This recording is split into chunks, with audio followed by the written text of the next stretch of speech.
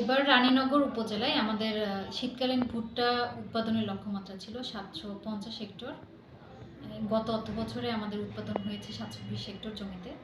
এখন পর্যন্ত আমাদের ভুট্টা জমিতে চাষাবাদ হচ্ছে 740 হেক্টর জমিতে ভুট্টা চাষাবাদ হয়েছে, এবং এই ভুট্টার আবাদটা আমরা আশা করছি যে 800 হেক্টর পর্যন্ত আমরা যেতে পারবো। এবং কৃষক পর্যায়ে আমাদের উপসহকারী কৃষি কর্মকর্তা থেকে শুরু করে আমরা সবাই মাঠে আছি, কৃষককে উদ্বুদ্ধ করছি তাদের ভুট্টা আবাদ বৃদ্ধি করার জন্য বলে আমরা আশাবাদী।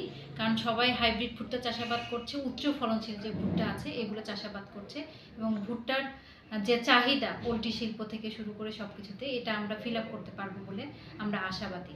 এবং প্রণোদনা কর্মসূচির আওতায় আমরা 560 জন কৃষকের মাঝে শীতকালীন ভুট্টার চাষাবাদের জন্য প্রতি বিঘা জমির জন্য আমরা 2 কেজি ভুট্টার বীজ, 20 কেজি ডিএপি সার এবং 10 কেজি এমওপি সার বিতরণ করেছি। এতে কৃষকরা ভুট্টা চাষে আগ্রহী হবে, পাশাপাশি তারা ভুট্টা উৎপাদন বৃদ্ধি করতে পারবে, রানীনগর উপজেলায় ভুট্টা উৎপাদন বৃদ্ধি পাবে এই আশা করি।